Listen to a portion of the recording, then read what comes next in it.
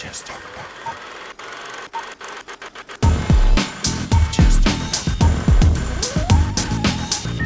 guys, how's it going? Woo. Now, who here loves Degrassi? I think Degrassi's, well, a little bit of Degrassi's in every Canadian, I'm pretty sure, especially Canada. It's a worldwide phenomenon, as it has been for over 30 years, but man, we got some really special guests here today from Degrassi The Next Generation. So, if you guys watch that show, then, of course, you know, you're going to love it. We got a couple of the actors from the show, of course, The Next Generation here today. So, without further ado, we have Melissa McIntyre, come on out. Playing Ashley Kerwin. Hey, how are you? Yep, very good. And we have Gavin Spinner Mason himself. Oh, he was a bit of a bully on the show, but we still love him. Come on in, Shane Kippel. Is it Kippel or Kippel? Kippel, all right. Kippel, all right. So how you guys doing? Are you enjoying London Comic Con so far? Yeah, it's been a blast. This is my first Comic Con, so first one ever. Yeah, it's been really good. Everyone's been really amazing, super friendly. So thank you. Great, absolutely, great. Yeah, it's a really nice venue and some awesome costumes. I'm not a big dress-up guy myself, but I really do admire the spirit that I see walking around in here. Yeah. A lot of skill. We were kind of sitting there just watching all the people go by, being like, that is some seriously impressive makeup work. looks so uncomfortable. Good for you, walking around in that for 10 hours. That's Quality, yeah. And just in case you're wondering who I am, I'm Neil Temple from Pop Cultured with Silver Screen Sheen and Team. It's a radio show here in London, CJBK News Talk 1290. So that's who I am, but who cares who I am? We're here for Degrassi. So I'm going to ask a couple of quick questions, and then we'll throw to our special guests here today. My first question is certainly about Degrassi. Now, about the audition process. When you guys heard that they were bringing the show back, or they were continuing the show, I should say, right? Because it's really more of a sequel of the 80s and whatnot. Right. When you heard about the audition, had you heard of Degrassi? Have you watched the original show? And what were your thoughts as soon as you got the call? I was absolutely floored. So I watched the original, and my first day on set was with. Want to say it? We can say it. My first day on set was with Pat Mastroianni, actually, and I was absolutely starstruck. But I got the call for the audition. Went in, first auditioned for Terry, and then Paige, and then the screen test where I met Shane and pretty much everybody else was finally for Ashley. And I got the call. Well, my mother got the call because, of course, we were kids at the time. Came into my room and was like, "Hey, Melissa, we need to go back to Epitome Pictures where we filmed." And I was like, "Okay." She's like, "Yeah, we need to go back for wardrobe because you got the part." And I was just immediate tears. Like, Mom and I hugged. It was like the biggest, and it's still like it meant and means the world. So yeah, I was absolutely floored.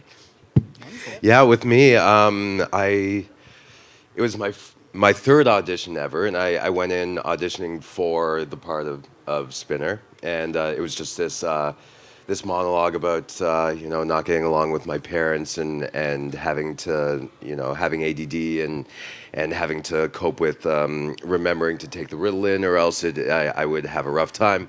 And I did the audition. I really didn't know what to expect of it. I thought I did well. I did it like I rehearsed, and I didn't hear anything. And typically in our business, like you would hear back within a week. Like after a week, you're already pushing it. That if you didn't get a call back, like it's time to move on. 2.5 months, I get a call like they want to see you again. Like, really? Okay, great. And went back for that screen test. Met Mel and a bunch of the other ones, and 2 days later, I was at school. We were actually rehearsing for a school play, and I was in the drama room, stepped out into the hallway because everyone knew, like, I'm waiting on this call. Tell my teacher, like, I'm getting a call from my agent. Said, go. Step into the hallway, and my agent's like, well, from now on, I'm going to be calling you Gavin Spinner Mace, and congratulations. Like, wow, incredible. To go back to the beginning, yes, I did know of the original Degrassi beforehand, so I was very, very excited just knowing, like, whether I got the part or not. It was just cool knowing that I was auditioning for something that I had actually heard of before. Yeah, it was cool. Fantastic. And of course, Degrassi has always been a very realistic show. I mean, obviously, it's very eponymous, like it's very relatable as Canadians, especially Torontonians, and a lot of the kids, the teenagers on those shows, they do really go through a lot of like really harsh, intense kind of situations. And I think what separated that show from a lot of the other shows starring teenagers was that not only was the acting so good, but the situations were always so intense, but also very well done, very well executed, very realistic. Obviously, the show dealt with, as it has since the beginning, dealing with everything from suicide, teen pregnancy, abuse, and all sorts of certainly a serious subject matter. Were there any episodes that either of you did that went, whoa, this is pretty serious, pretty intense kind of a show? Or did you have any? An alternative question would be, do you have any other kind of like particular special kind of episode that stood out in your minds? I would say at the beginning they were testing the waters with the storylines. It still seemed we were dealing with real issues that impacted teens, but I don't think it was really until Paige's character was raped that we started to see that they were pushing the envelope now to see to really start to show what does go on behind closed doors. I think that this was a case of date rape, not like a violent rape, but still something that many people had, or that we had to shed a spotlight on. And then you fast forward a couple more seasons, and that's when we have the school shooting of Jimmy Brooks. And that's when we really saw that they were trying to go to a very, not dark, but just a really realistic depiction of what kids might have to go through and suffer through in their high school experience. And we really felt that there was a responsibility to portray what these characters would be living through responsibly at that point. Yeah.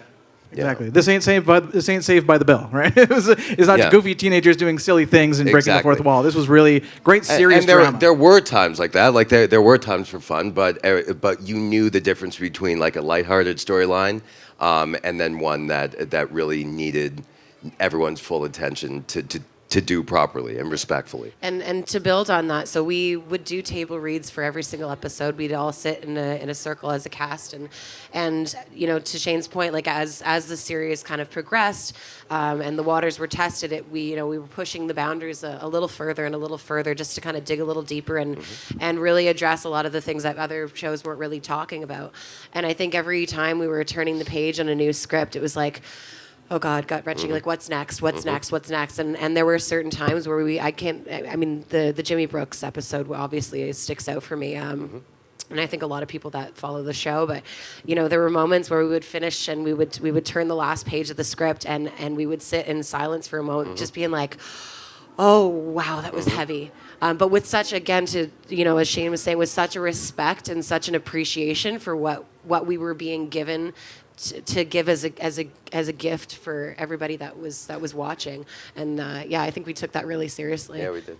Absolutely. Like I said, it really separates, from other shows based in high school, certainly, the drama. All right, guys, so I want to open the floor to questions. There's a hot mic right there. If anyone has any questions for Shane and Melissa, come step right up to the mic, or I can come to you if you're on this side, if it's easier. Does anyone have a question right off the bat? If not, I'll think of one. I think she's being nominated over there. About being pushed into it? Yeah. Go. Absolutely. Yep. Hello. So question number one, how was filming the Drake music video, I'm Upset, with like the Degrassi reunion? It was like the high school reunion we never had. It was like coming home. We were in the same set. We were using a lot of our same change rooms, same hair and makeup room with people that we hadn't seen in 15 years for some of us. So it was an incredible gift that we were given. Yeah, it was just to be back there to see the sets put back together. And at that point, it had been about 10 years since I was on that set. But to be in the room with all of those cast members, even when we were at the height of filming, not everyone was in on the same day. You might go an entire season and only see a fellow cast member a handful of times. So to have like 25 of us in the same room at after some of us 15 years, some of us even longer than that, and see some of the old crew as well, be back in the old change rooms, but then to have like a bar set up upstairs too was a nice touch. Yeah. No, it was really cool, and I got to ride around in that Ferrari, which was a lot better than the Seriously, car that still Spinner jealous used to have. And yeah. Okay. And then question 2 would be, are there any character relationships you guys regret from the storylines, or any ones you would have wished you had instead? That's a really good question. Yeah, that's a good question. Well, Ashley and Spinner never hooked up. That's probably for the best. Love you. Well, not on camera anyway. I don't think I have any regrets with the way that the story arcs kind of went. I think that the way things kind of progressed seemed really natural. I loved the love triangles that I got to be involved in with my own character because I thought they were really, really fun and a little gritty at times. Yeah, I don't think there are any regrets.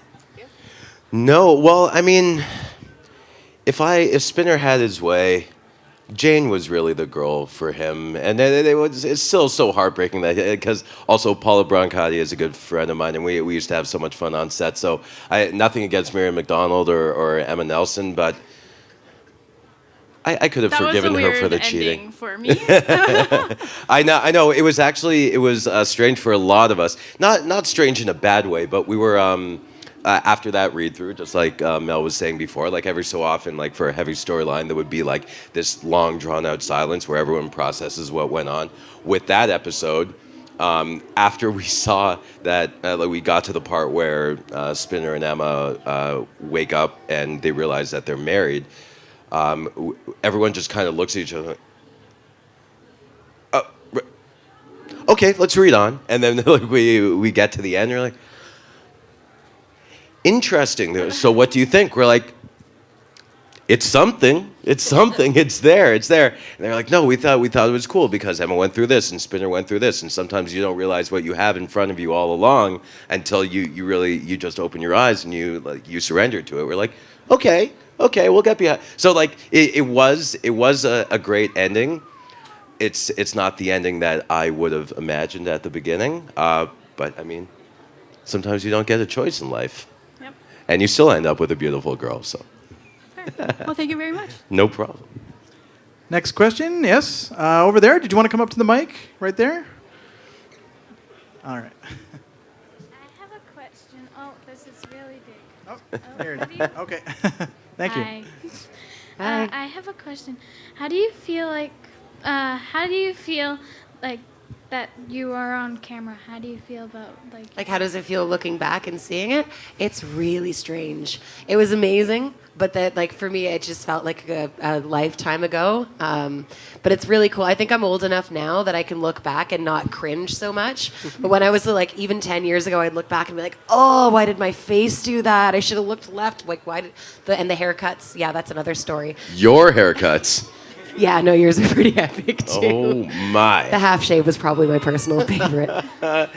Well, yeah, to me, watching those old episodes, as nostalgic as it could be at certain points, first of all, as an actor, like whenever you watch a scene that you did, I don't know any actor or actress who 100% of the time goes like, no, that was perfect. You're always like, if I could do it again, man. So when I look back at my old scenes, I'm so critical.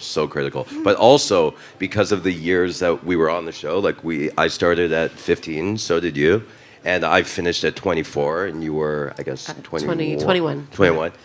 It's a moving, living, breathing high school yearbook of all your awkward phases. I would rather not. And I had like 8 different hairstyles. So many, yeah. So when I see myself on camera now, like now is okay, but before, like blonde hair and all the shag, and no, I can't do it. Just like looking back at a high school yearbook, right? Yeah. Home movies kind of thing. It must be that kind of experience. Yeah. A lot of actors are hypercritical. They can't watch themselves. They're like, oh, Yeah. all I see are mistakes. Another Yeah. thing that you'll see a lot, when you're watching your own work, or like if you're watching someone who is watching themselves, they're always mouthing along with the lines. And then afterwards, you'll see this. You'll be like, okay. Or, okay. Okay. Okay. It will be okay. Anybody else got a question for Shane and Melissa?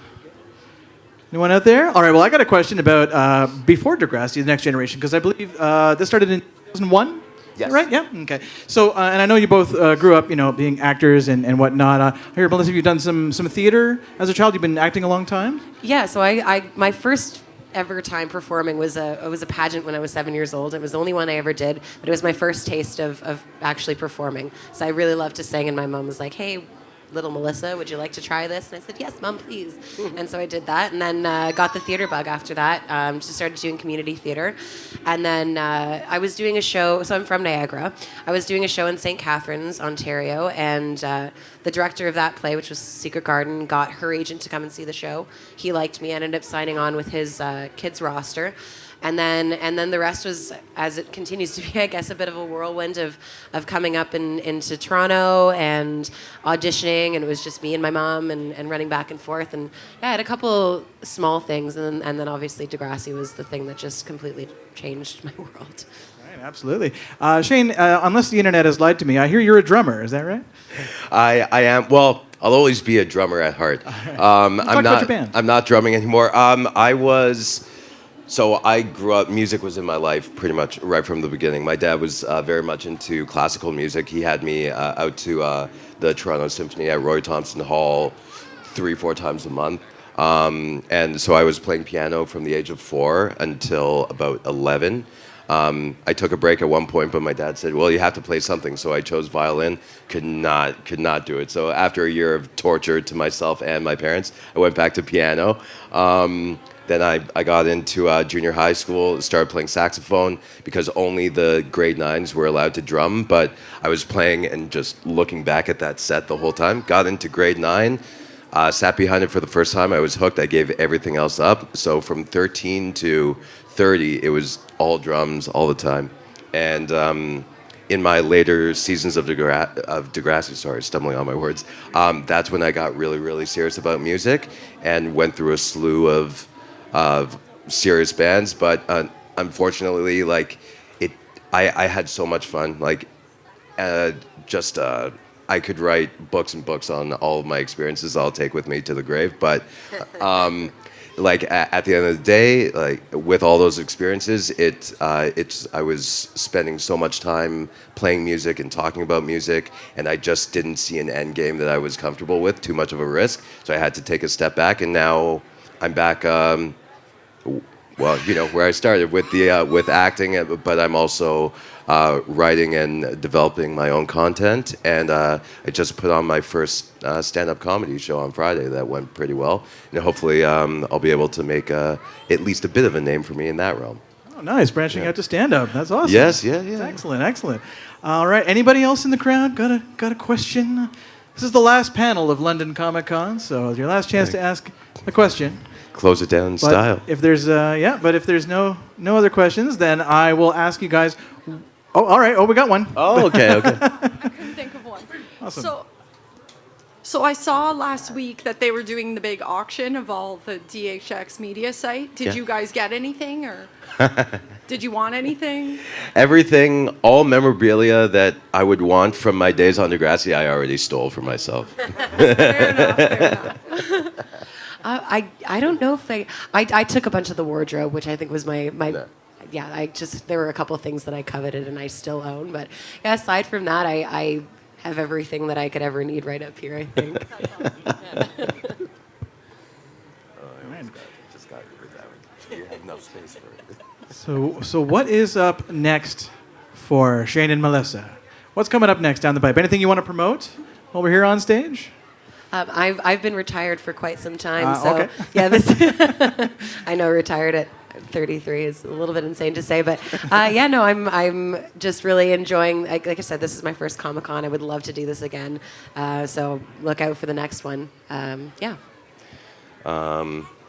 Well, first off, I'd like to promote Melissa McIntyre's retirement, and she wears it very well. Well, like I said, just my embarking into the stand-up comedy world. I have no idea what to expect there, but the first show went really, really well. I was a wreck leading up to it, and I was a bit like, after that adrenaline wore off yesterday, I was in a bit of a lull. I really want more of that, so look out for me in the stand-up realm. Like, hopefully, if you follow me on Instagram at Shane Kippel, I'll have updates for anything new that pops up with that. I recently performed in a show called Greenmount, which is on SwearNet, the Trailer Park Boys streaming service. So you can find that on swearnet.ca. Show's called Greenmount. It's like a drunken stoner comedy about three roommates that really don't have big problems, but still manage to get themselves into a whole bunch of crap on a daily basis, and try to adjust to their living situation. And I have my own web series coming out soon called Oh Brother, which is something that I produced and starred in along with some of my old Degrassi castmates, Ray Ablack, who played Sav, Dalmar Abuzeid, who played Danny, and Scott Paterson, who played Johnny DeMarco, who I got to punch in the face a whole bunch of times. It's great. And aside from that, I am developing my own sitcom right now, which hopefully I can't divulge too much information about, but hopefully you will hear a lot more about that soon. And that's what I have in the oven at this point. Awesome, great. All right, any last questions? Anybody want to throw a question here? No? Oh, they're all shy. All right. That's okay. That's great. I'm a shy guy too. So any other passions, any other hobbies, besides obviously acting and the stand-up and the music? Anything else that what do you like to do on your off time, basically, if you get any, right? Well, Melissa has more off time now that she's retired. So. I really do have a lot of it. No, I'm very much a homebody. I love cooking. I've taken up crochet. It's quite good, cool. actually. Okay. I swear to God, I'm 95. No, I still play a little bit of music. I noodle around on the guitar, see friends, wander around the city, and just it's been really nice. It's been a bit of a breath of fresh air. Yeah. I do, in my spare time, I do a lot of writing. Like, I've really, in my time playing music and away from the acting industry, I really wanted to, keep flexing that muscle, and I realized I had a real knack for development, taking something from just a concept and an idea and really building on it. So that's what I do late at night, which usually wires me until 4 or 5 in the morning. Aside from that, my girlfriend and I have turned into sort of foodies, so I do my research on the Food Network, and I watch a lot of those bucket list shows where you have to eat before you die, this and that. You mean you gotta eat here? You gotta eat here, and big food bucket lists and all those. Yeah. And if they're close enough, within, if they're in the GTA and worth the drive, then we'll find ourselves there. So we do that, and I'm trying to develop my cooking skill. It's not going that well yet. And aside from that, spending time with friends and family and the gym when I get around to it. Yeah, that's my life. Yeah. Do either of you have any actors that were kind of like your inspiration, like someone that you looked up to? A lot of actors will say oh man, I've studied the works of Al Pacino or somebody like that. Did either of you ever have that kind of someone that inspired you to act, or perhaps a drama teacher that inspired you, on your way to your careers, or? That's a really good question. Would you go first, and I'll think about it for a second? That's a good question. I don't want to. I want to think about it for a while. Shane, you go. Go into the fire. Yes.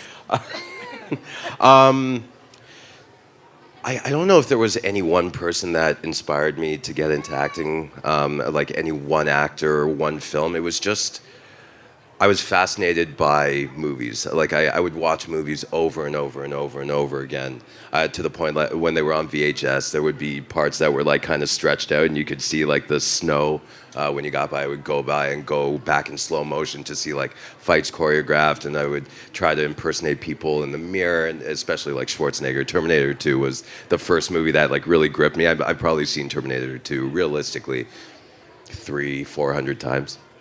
And from that point, I just also at my bar mitzvah when I was 13, that was my first time really being able to make a speech, and I tried to make it as funny as possible, and I had like this whole room full of like family and friends just dying of laughter, and that's when I really think I got that like performing bug that I want to continue with that.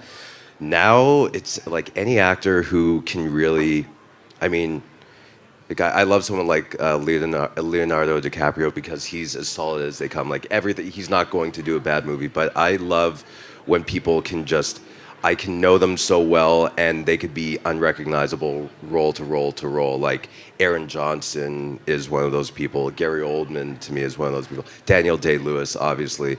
And Tom Hardy is one of those. And Christian Bale as well. Like someone who, when you can do a role as big as being Batman and then go into something where you're playing like a, you know, an ex-crackhead older brother of a boxing legend, and do both of those seamlessly back to back, and lose 80 pounds to boot while you do it. Like that's just, it's fascinating to dedicate yourself so much to the craft.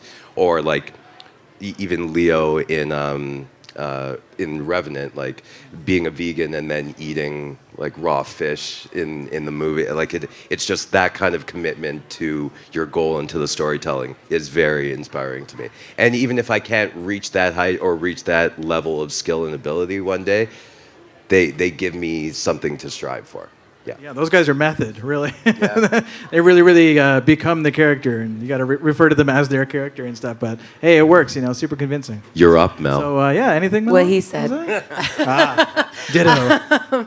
My absolute golden woman is Barbara Streisand, actually, because I have the theater background, and Funny Girl is, I've seen it so many times, again, on VHS. I still have the VHS, and it is still better to watch it on VHS than DVD.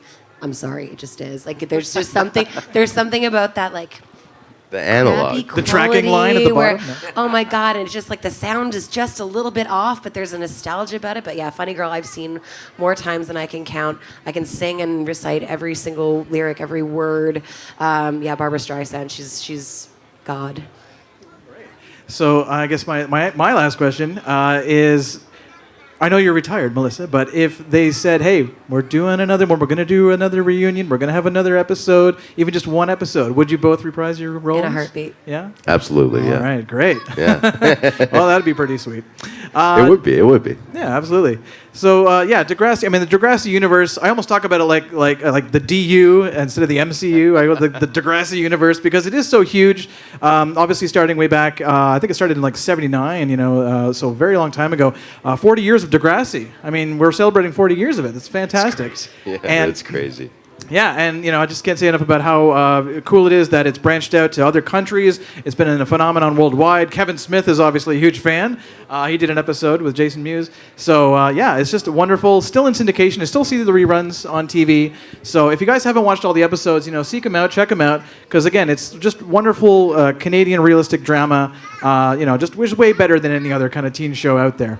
So last chance. Anybody got a question for Shane and Melissa? Oh, we got two. We'll start over here. Actually, I'll come to you. Here you go.